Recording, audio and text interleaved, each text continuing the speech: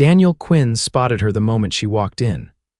Head held high, crimson dress swaying with each step, completely unaware she'd entered the most exclusive bar in Manhattan on the night he'd sworn off love forever. Her confidence struck him first. She didn't scan the room like most newcomers, didn't seek validation from admiring glances. She simply existed, powerfully and without apology, as she slid onto a bar stool 3 seats away from his. "Bourbon neat," she told the bartender, her voice carrying a hint of exhaustion beneath its strength. Daniel wasn't one to notice strangers. As CEO of Quinn Enterprises, his time was too valuable for random interactions. But something about the way she stared into the middle distance, lost in thought while the bustling Friday night crowd swirled around her, made him pause mid-sip of his scotch. Her shoulders slumped slightly when she thought no one was watching. The bartender placed her drink before her, and she nodded her thanks, then raised the glass in what appeared to be a silent toast to an empty chair beside her. "Anniversary?" Daniel asked before he could stop himself. She turned, startled by his voice. Her eyes a striking hazel that shifted between green and gold in the bar's ambient lighting narrowed slightly. "Excuse me," Daniel gestured toward her private toast. "You looked like you were celebrating something, or commemorating it." She studied him for a moment, as if deciding whether he deserved an answer. "Job interview," she finally said. "The one I just bombed spectacularly about 30 minutes ago." "I see," Daniel replied, surprised by her candor. "That's an interesting thing to toast." "I'm toasting the death of a dream," she said with a wry smile that didn't reach her eyes. 5 years planning for it, 6 months preparing for the specific position, and 20 minutes to completely destroy my chances. Daniel felt an unexpected pang of empathy.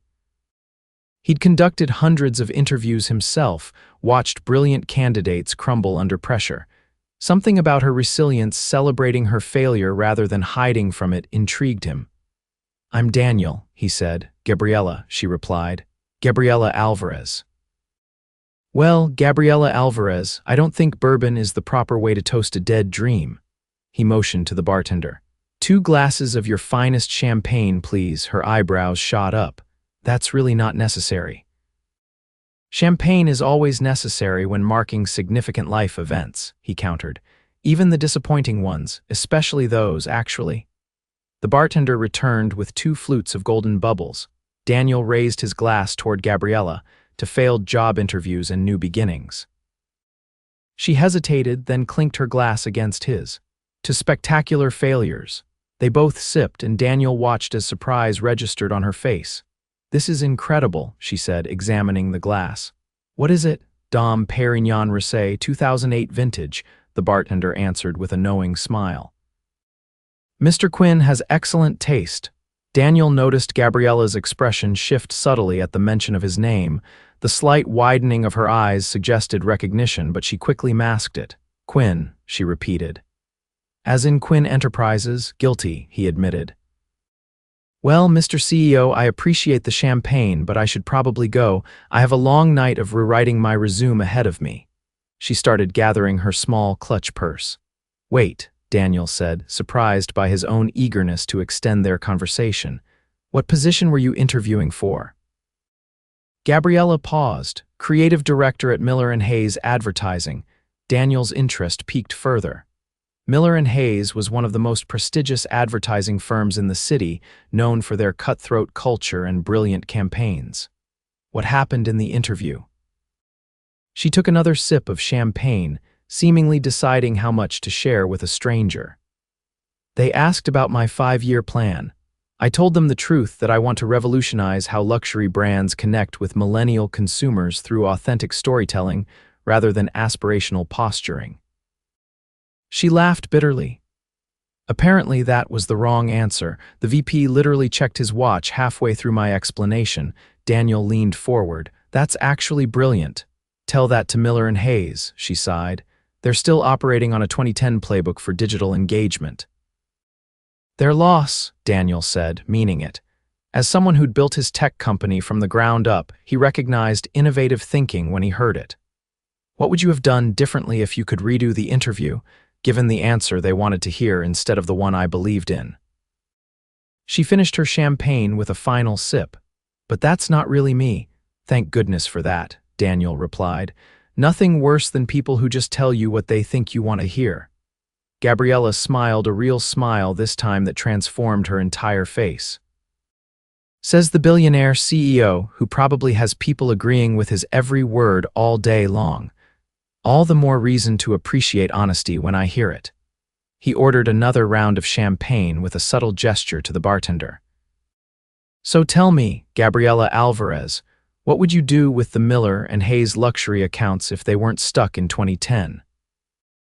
What began as a simple conversation about a failed job interview evolved into a passionate discussion about marketing strategies, consumer psychology, and the future of digital advertising. Daniel found himself captivated not just by Gabriella's insights, but by the animated way she expressed them, hands moving expressively, eyes lighting up when she hit upon a particularly compelling point.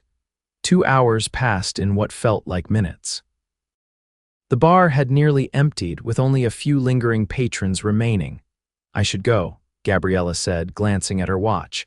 "I've kept you far too long with my marketing manifestos." "Actually, I'd love to continue this conversation," Daniel heard himself say. "Are you free for dinner tomorrow night?" The question hung between them. Gabriella studied him with those perceptive hazel eyes, and for a moment, Daniel feared he'd misread the situation entirely. "Mr. Quinn, Daniel, please." "Daniel," she amended. "I appreciate the champagne and the conversation, but I make it a rule not to date potential employers." He blinked. "Potential employers? Isn't that where this is heading? A job offer disguised as dinner?" Her directness caught him off guard. "You've spent 2 hours essentially interviewing me about my professional expertise." Daniel laughed, impressed by her perception.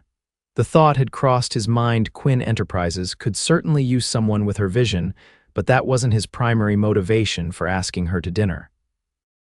"While I won't deny your talents would be an asset to my company, that's not why I'm asking you to dinner."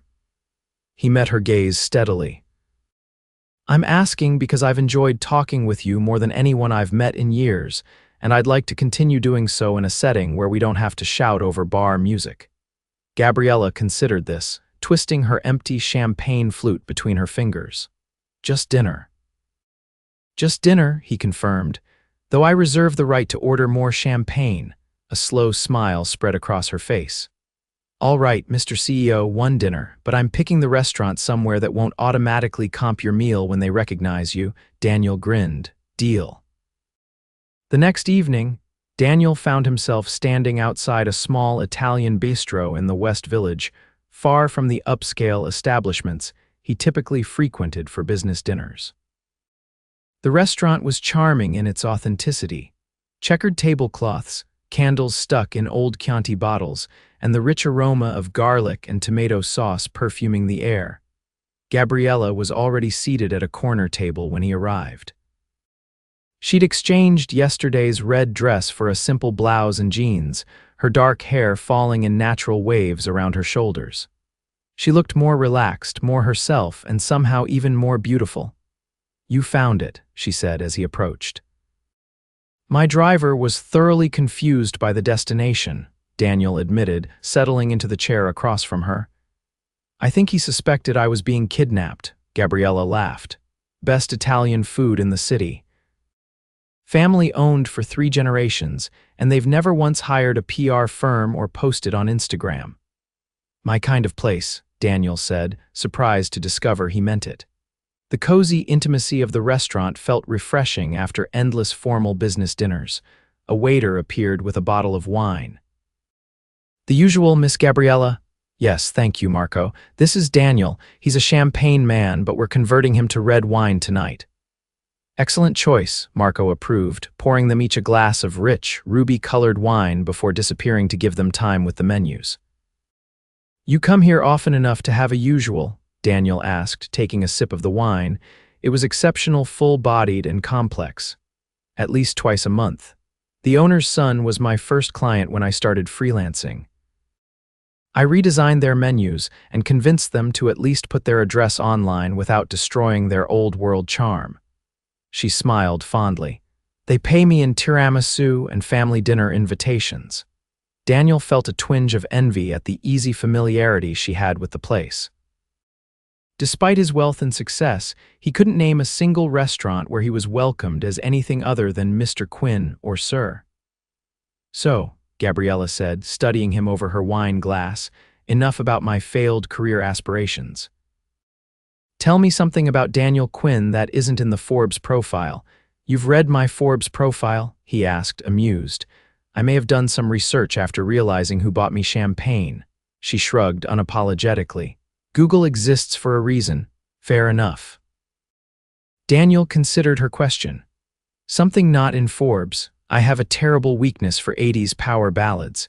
If I'm alone in my car and Total Eclipse of the Heart comes on, I will absolutely sing both parts at full volume." Gabriella's laughter was immediate and uninhibited. "Now that I would pay to see." "That information is worth at least an embarrassing confession from you," he countered. "Let's see." She leaned forward conspiratorially. "I watch cooking competition shows religiously but can barely boil water without setting off smoke alarms." "Tragic," Daniel said with mock seriousness. "And yet you brought me to an Italian restaurant, to eat the food, not cook it." Their easy banter continued through appetizers, main courses, and into dessert. Daniel found himself sharing stories he rarely told anyone about the early days of building his company, the sleepless nights coding in his studio apartment, the first deal he almost lost because he couldn't afford a proper suit for the meeting. In turn, Gabriella told him about growing up in a household of educators who didn't understand her passion for advertising, her struggle to be taken seriously in a male-dominated industry, and her unwavering belief that marketing could be both effective and ethical. By the time Marco brought the check, Daniel realized he hadn't once checked his phone all evening, a minor miracle in his constantly connected life. "Allow me," he said, reaching for the bill. Gabriella shook her head. "We agreed I'd choose the place. That includes paying. You can't be serious." "Completely serious," she insisted. "I invited you, I pay. That's how it works in the real world, CEO or not." Daniel relented, recognizing the importance of this principle to her. "Then I insist on paying next time." "Next time." Her eyebrow arched challengingly, but he caught the smile playing at the corners of her mouth. "Yes, next time, unless you found my company thoroughly disappointing." It was. She pretended to consider carefully. "Acceptable." Daniel laughed. "High praise indeed." As they stepped outside into the cool evening air, Daniel felt strangely reluctant to end the night. "Can I walk you home or call you a car?" "I'm just a few blocks away," she said, "but I wouldn't mind the company for the walk." They strolled through the village's narrow streets, their conversation flowing as easily as it had at dinner. When they reached a charming pre-war building, Gabriella stopped. "This is me," she said. "Thank you for tonight," Daniel told her sincerely. "Best dinner I've had in years." "It was the company, not the food," she replied with a softness that hadn't been present earlier. Daniel hesitated, then took a chance. "Would it be all right if I kissed you goodnight?" In answer, Gabriella rose slightly on her toes and pressed her lips gently against his. The kiss was brief but perfect, a promise rather than a demand. "Good night, Daniel Quinn," she whispered. "Good night, Gabriella Alvarez." As he walked away, Daniel found himself smiling uncontrollably. For a man who had built his reputation on careful calculation and strategic planning, the unpredictable nature of meeting Gabriella felt exhilarating. What he didn't know was how quickly that exhilaration would be tested. The following Monday, Daniel was in the middle of a board meeting when his assistant slipped him a note. "Miller and Hayes on line 1 urgent," he frowned. Quinn Enterprises had no current dealings with the advertising agency. Excusing himself, he took the call in his private office. "Daniel Quinn," he answered crisply. "Mr. Quinn, this is Victor Hayes. I believe we met at the Economic Club dinner last month." "Of course, Victor. What can I do for you?" "I'm calling about a candidate we interviewed last week, Gabriella Alvarez. She's listed you as a reference on a follow-up application she submitted this morning." Daniel's grip tightened on the phone. She hadn't mentioned reapplying to Miller and Hayes during their dinner. "I see," he managed neutrally. "Frankly, we were surprised." Your name carries significant weight, as you can imagine. Hayes' tone was deferential, bordering on obsequious. We'd value your insights on Miss Alvarez's capabilities. Daniel felt conflicted. On one hand, he genuinely believed Gabriella would excel in the role. On the other, the thought of her working for Miller and Hayes, known for their brutal hours and cutthroat environment, bothered him more than it should after just one date. Miss Alvarez is exceptionally talented, he said carefully. Her understanding of digital engagement strategies is visionary. Excellent. And how long has she consulted for Quinn Enterprises? Daniel hesitated. The assumption that their connection was professional gave him an ethical dilemma. He could either correct the misunderstanding and potentially hurt Gabriella's chances, or allow Hayes to continue believing they had a business relationship. We haven't formalized our arrangement yet, he replied, choosing his words precisely, but I've been impressed with her concepts. I see. Hayes sounded thoughtful. Well, we're reconsidering her application. Your endorsement carries significant weight. After ending the call, Daniel sat at his desk, troubled by the interaction. He needed to tell Gabriella about the conversation, but wasn't sure how she would react to his involvement, however unintentional he called her that evening. Daniel, she answered warmly. I was just thinking about you. Gabriella, he began, uncomfortably formal. I received a call from Victor Hayes today.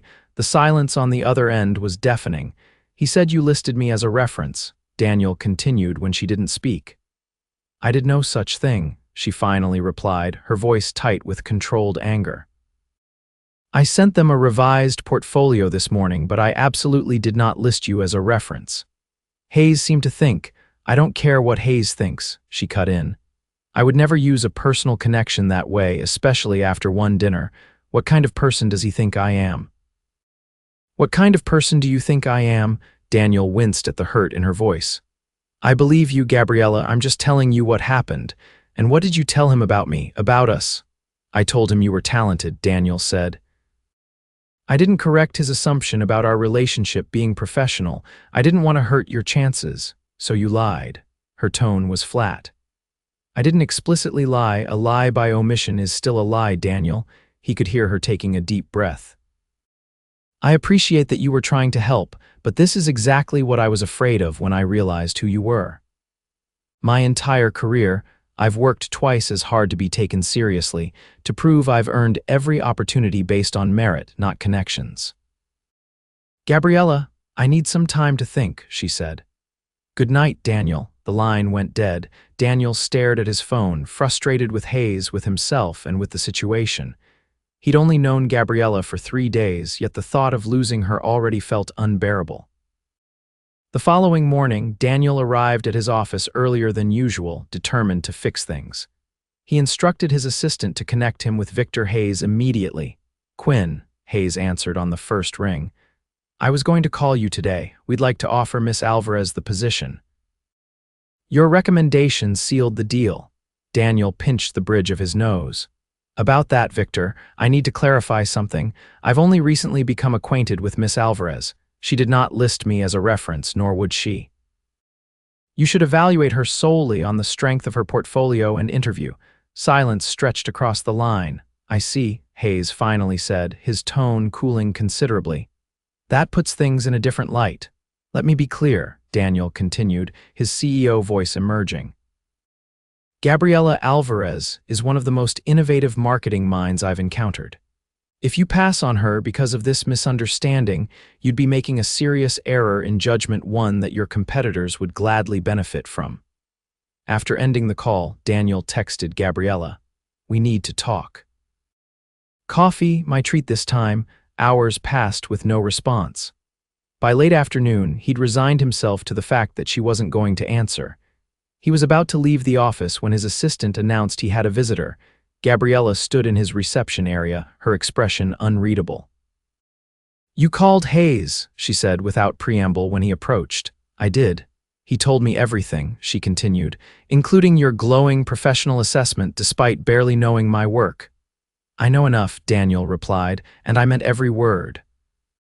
Why would you do that after I specifically told you I didn't want special treatment? Because I made a mistake by not correcting him immediately yesterday, Daniel said honestly. And I didn't want my mistake to cost you an opportunity you deserved. Gabriella studied him intently. They offered me the job. Congratulations, he said sincerely. You earned it. I turned it down. Daniel blinked in surprise. Why would you do that? Because during the interview, the salary they offered was 30% higher than industry standard. When I asked why, they said they wanted to strengthen their relationship with Quinn Enterprises. She crossed her arms. They weren't hiring me for my talents. They were hiring me to gain access to you.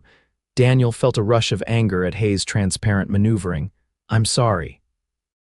Don't be, she said, her expression softening slightly. It clarified something important for me. What's that? That I don't want to work somewhere that values connections over capability. She took a step closer to him, and that maybe I've been approaching this all wrong. I've been so determined to prove myself independently that I've rejected any hint of help, even when it's offered with good intentions. I should have been more transparent with Hayes from the start, Daniel admitted. Yes, you should have. Gabriella's lips quirked into a small smile. But I appreciate that you tried to fix it. Daniel hesitated. Does this mean you might consider having dinner with me again? I'm thinking about it, she said, but her eyes suggested she'd already decided. Though there's something else we should discuss first. What's that? I had 3 other interviews today, she said. All with companies that mysteriously called me after I submitted applications weeks ago with no response. Daniel held up his hands. I had nothing to do with that. I believe you, she nodded. But one of the interviewers mentioned seeing me have dinner with you at Paolo's. Apparently, we're Manhattan's newest power couple according to some gossip blog. Daniel groaned. I'm sorry, I should have warned you that dating a billionaire CEO might attract attention, she laughed. I figured that out on my own. The question is whether you think it's worth the complication. Daniel stepped closer, close enough to smell her perfume, something subtle and floral. I think you're worth any complication, Gabriella Alvarez, but I understand if you don't want the scrutiny. She considered him for a long moment. How about this, we agree to keep dating, but with 2 conditions. Name them. 1, you never interfere with my professional life again without discussing it with me first. Agreed, Daniel said immediately. And the second condition. You take me somewhere we can dance tonight, she said with a playful smile. I want to see if the great Daniel Quinn has moves beyond the boardroom. Daniel laughed, relief and joy flooding through him. I warn you, my dancing has been described as enthusiastically terrible. I'll take my chances, Gabriella said, slipping her hand into his. 6 months later, Daniel stood in his penthouse kitchen, watching Gabriella as she attempted and failed spectacularly to make pancakes for their Sunday breakfast. Batter splattered across the counter as she flipped one too enthusiastically, sending it halfway across the room. That's it, she declared, throwing her hands up. I officially surrender. Your kitchen has defeated me, Daniel laughed, crossing to wrap his arms around her from behind. I love that you keep trying despite all evidence suggesting you should be legally banned from cooking appliances. I contained the fire to just the 1 pan last time, she protested, leaning back against his chest. That's progress. Undeniable progress, he agreed, pressing a kiss to her temple. The past 6 months had transformed Daniel's life in ways he never anticipated when he ordered that first glass of champagne for a stranger. Gabriella had launched her own boutique marketing consultancy, securing 3 major clients in her first quarter entirely without his assistance. They'd weathered the initial storm of media attention, emerging stronger when it became clear their relationship wasn't a fleeting tabloid romance. Most importantly, they'd learned to navigate the intersection of their personal and professional lives with increasing grace, though not without occasional missteps on both sides. I have a meeting with the foundation board at noon, Daniel said reluctantly, but I'll be back for dinner. Your place or mine, actually, Gabriella said, turning in his arms to face him. I was thinking maybe we should talk about having just one place. Daniel's heart skipped. Are you suggesting what I think you're suggesting? 6 months of splitting time between apartments is getting complicated, she said carefully. And my lease is up next month. Move in with me, Daniel said immediately, then caught himself. Unless you were thinking we should get a new place together. Somewhere that feels like ours from the beginning, Gabriella smiled. I was hoping you'd say that, not that I don't love this penthouse, but it's very much a bachelor CEO's apartment, he finished for her. All chrome and leather with absolutely no personality. I wouldn't go that far, she laughed, but I'd love somewhere we choose together. Daniel cupped her face in his hands. I love you, Gabriella Alvarez, more than I thought possible when I first saw you at that bar. I love you too, she replied softly. Even if you did try to meddle in my job prospects, I'll never live that down, will I? Not a chance, Mr. CEO. She rose on her tiptoes to kiss him. Not in 50 years. 50 years, Daniel repeated, liking the sound of that. Is that a promise? Depends, she said playfully. Are you willing to commit to half a century of terrible cooking and brutal honesty? I can think of nothing I want more, he answered truthfully. As they kissed amid the ruins of their failed breakfast, Daniel marveled at how completely his life had changed from one impulsive decision to order champagne for a stranger. In building Quinn Enterprises, he had always followed careful strategies and calculated risks. But the greatest risk and greatest reward had come from a moment of spontaneous kindness to a woman in a red dress at a bar. 6 months later, they moved into their new home, a spacious brownstone in Brooklyn with a garden Gabriella immediately began plotting to destroy with her black thumb. 3 months after that, Daniel proposed during a private dinner at Paolo's, the small Italian restaurant where they'd had their first date. A year later, they married in an intimate ceremony attended by family and close friends. And when Gabriella started her own advertising agency the following spring, focusing on ethical marketing for sustainable brands, Daniel was her biggest champion but never her investor. She built her success entirely on her own merits, just as she always wanted. On their 5th anniversary, they returned to the bar where they'd first met. Daniel ordered Champagne Dom Pérignon Rosé, 2008 vintage, and they toasted to failed job interviews, spontaneous gestures, and the future they continued to build together.